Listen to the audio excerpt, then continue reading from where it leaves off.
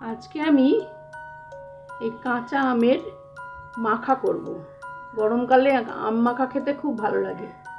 আমরা ছোটোবেলায় মা যখন ঘুমিয়ে পড়তো দুপুরবেলা, টুকটুক করে রান্নাঘরের কাছে একটা উঁচু কিছু নিয়ে গিয়ে শিকলটা খুলতাম, খুলে আম নিয়ে তাকে ভালো করে ছাড়িয়ে, আমটা ছাড়িয়ে নিয়ে ভালো করে শিলের মধ্যে বেটে একটু লঙ্কা, সর্ষে, একটুখানি সর্ষের তেল আর চিনি দিয়ে বা গুড় ভালো করে এক বাটি মেখে একদম দৌড়ে সোজা আমরা বাগানে চলে যেতাম।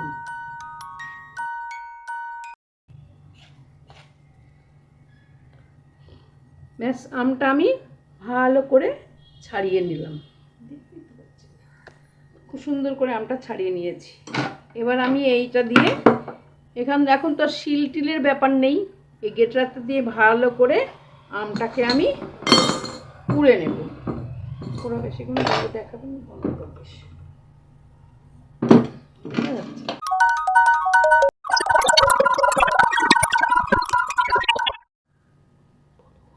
হয়ে গিয়েছে, আমার আমটা কোড়া হয়ে গেছে।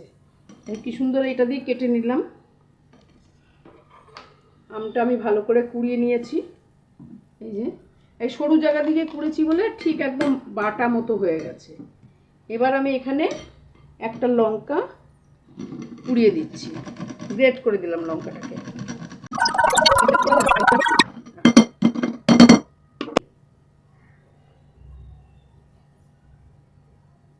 একটু কাসুন্দি দিলাম। আম মাখায় কাসুন্দি দিলে খুব ভালো লাগে। আমরা তো সর্ষে বাটা দিচ্ছি না, তাই একটু কাসুন্দি দিলাম। এবার দেব আমি এই ছোট্ট চামচে করে 1 চামচ লবণ। এটা বিট লবণ দিলাম, এমনি লবণ না। তারপরে আমি দিচ্ছি চিনি। চিনিটাকে আমি ভালো করে গুঁড়িয়ে নিয়েছি মেশানোর জন্যে, যাতে তাড়াতাড়ি মিশে যেতে পারে। 2 চামচ চিনি দিলাম। এবার আমি ভালো করে এটাকে মেখে নিচ্ছি।